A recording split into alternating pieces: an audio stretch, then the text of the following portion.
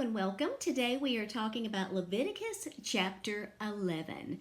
So in today's chapter, we see a shift from instructions that God had given to priests to instructions that were given to individuals or to the people of Israel. The main focus is food. There were rules about which animals could and could not be eaten. There were also rules about which animal carcasses they could and could not touch. Now, these practices were connected back to what would make people ceremonially clean and able to worship God. And I wanted to share something from one of my footnotes. It says, this chapter describes many of the intentional and accidental occurrences that would disqualify people from worship until they were cleansed or straightened out. Similarly, we need to be prepared for worship. We cannot live any way that we want during the week and then rush into God's presence on Sunday. We should prepare ourselves through repentance, correction of errors where possible, and thoughtful anticipation of what it will mean to be in God's presence with other believers. So that's super applicable for us today.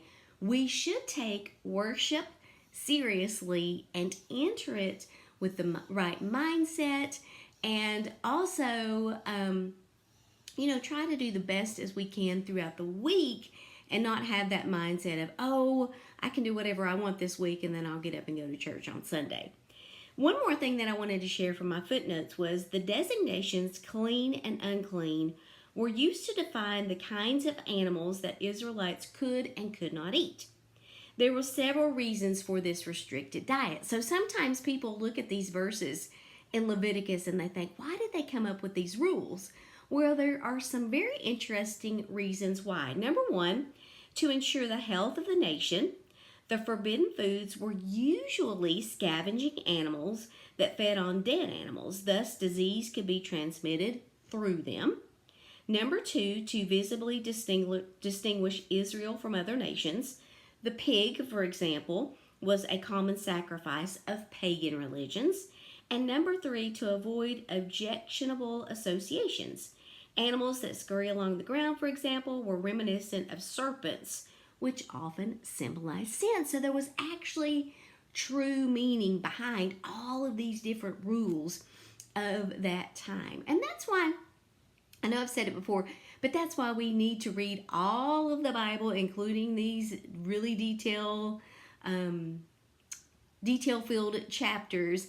Even though a lot of these things may not be applicable to us today, it's still important to reflect on and to understand why they were important during the time that these books were written. Thank you guys for watching today. I hope you have a wonderful rest of your day. I'll see you next time.